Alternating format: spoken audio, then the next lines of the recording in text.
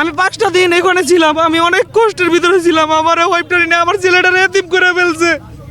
আমার ছেলেটারে একটাবার কোলে লইতে পারে নাই। আমার ওয়াইফটাই ও একটাবার লেগে দেখতে পারে নাই। আমার বলে নাই জীবনটা শেষ, আমার সংসারটা শেষ, আমার লাইফটা শেষ, আমার কলচার পাখিটার জীবনটা শেষ করে দিছে। আমার শরীরের রক্তের গ্রুপ হয়েছে ও পজিটিভ, আমরা কয়ে বি পজিটিভ, এটা মিস্টেক হয়ে গেছে। এখন ওরা মানে ভয় পেয়ে গেছে। পরে আমি বলছি ওদি মানে মানে শ্বাস প্রশ্বাস নিতে পারতেছে না।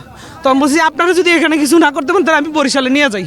ওরা পরে এটা দেওয়ার মতো অক্সিজেন দিয়ে দিছে, আমি নিয়ে গেছি। কিন্তু আমার রুগীর সাথে যেটা হয়েছে, ওর ভুল মানে রক্ত দিয়ে দিছে, ওর শরীরের ভিতরে পুশ করে দিছে, যার কারণে ও মানে মনে করেন যে মৃত্যুর পর্যায়ে চলে গেছে। আমি তারে তাৎক্ষণিক স্পিডবোট দিয়ে শেরেবাংলায় নিয়ে গেছি। ওইখানে নেওয়ার পরে ওইখানে ওরা বলছে যে মানে শরীরের কোনো কোষ ভালো নাই, কিডনি অ্যাটাক, তারপর সোডিয়াম কমে গেছে, সব কিছু কমে গেছে। ওর শরীর কোনো কিছুর সাথে লড়াই করে পারতেছে না।